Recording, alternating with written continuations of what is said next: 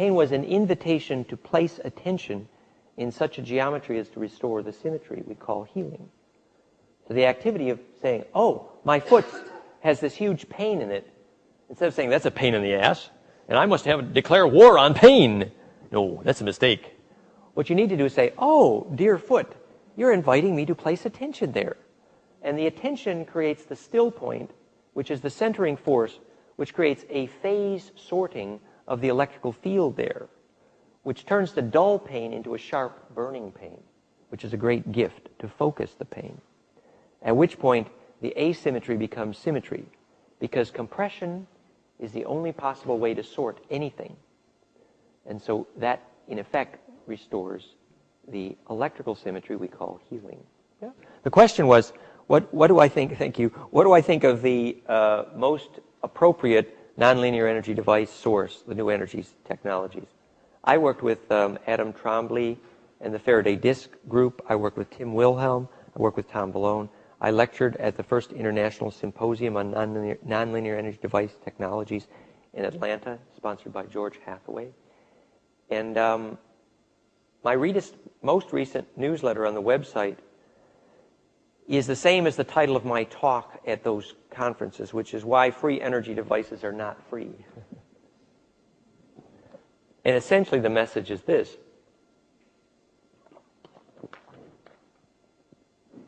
Anytime you arrange capacitors in that symmetry, fractality, you make voltage from gravity. It's not hard. Every one of those devices I lectured about was ultimately based on self-similarity of charge, golden mean ratio-based embedding. Mechanically induced implosion. What mechanically induced implosion, for those who were here last night, you remember the top-down view of that model of DNA, Earth grid, and zodiac is simply 10 spirals of the golden mean. And so that is a way to create implosion and fusion and centripetal force that adds and multiplies wavelength and velocity through the speed of light, creating the pulling of the drain plug in the bathtub, which creates suction of charge between frequencies through the speed of light, because the adding and multiplying of the wavelength also accompanies the adding and multiplying of the wave velocities. And that acceleration path, we know, is the physics of gravity. So in effect, gravity is charge that found a way to accelerate through the speed of light. Okay? So if you arrange capacitors in a fractal, you get voltage from gravity, and you can pay your debt to gravity by becoming more fractal than the Earth underneath you.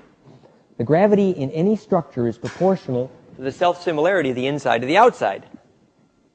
Nucleus is fractal to the valence electron. Yes, that's why the Siddhis of the TM meditators for floating works better under a gold dome. Because the gold is a valence fractal whose electrons are in that shape, the star mother. And so the charge envelope, the gold dome, like the gold dome of the White House, creates a potentially fractal electrostatic environment. And therefore, you can use that as a matrix in which to establish fractality in you electrically, and thus pay your debt to gravity and float. Well, the point I want to make about the quote-unquote free energy or scalar energy or torsional energy or zero-point energy devices is that, of course, you can get voltage from gravity.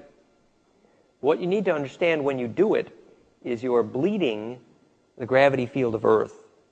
In effect, you're bleeding an angel. What happens is that every time you make gravity, you create a way to accelerate charge through the speed of light. And that compression acceleration path is how inertia is pushed into the bloodstream, which is the gravity wormholes that pass between planets and stars. It's the physics of why, as Gurdjieff said correctly, planets and stars experience gravity relations erotically. It's how angels get born. When you repair the fabric of time, the fabric of gravity, you in fact stop your guardian angel from bleeding. So, to a physicist, the way you explain this is, when you accelerate charge through the speed of light in purely mechanical ways, the charge, once it gets through the speed of light, is dizzy. because only if it's coupled with biological intention. I'm talking about any structure which is biologically fractal enough to be a Holy Communion device, of which DNA is an excellent example. Okay? So a Holy Communion device is a device which, by so accelerating charge, makes it infinitely distributable. It's the physics of the secret life of your cells. So when we get to our ET history of DNA, we'll discover that the central galactic core cultures had rather specific hygiene rules about those who could use DNA on their star systems because it affected the Holy Communion of all other stars.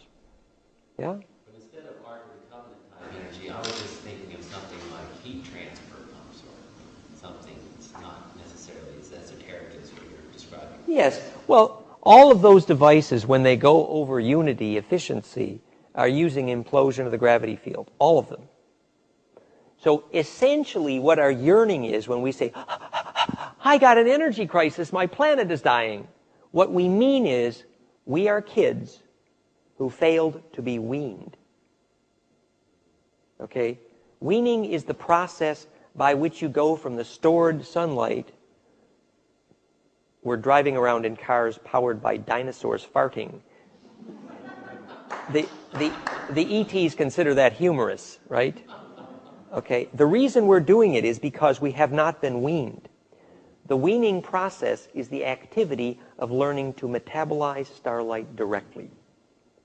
And that is the glandular skill required to extract voltage from gravity, which is specifically the problem.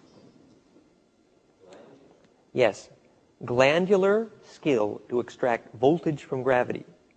And I learned how to do that by studying the spectrum analysis of the EKG at the moment of bliss and love.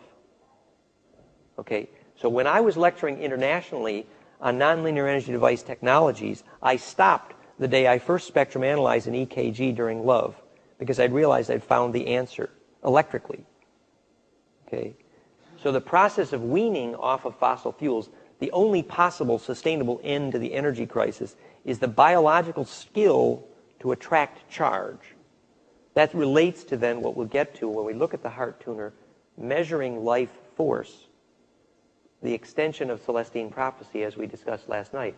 Not only are all human interactions about charge, and I mean specifically capacitance, which replaces words like orgone and baraka and chi and shaktipat, okay? But also I mean specifically that life force is the ability to attract and self-organize charge. And that ability to make the self-similarity to do that is the role of mind among waves, to teach waves to agree enough to make that centering force.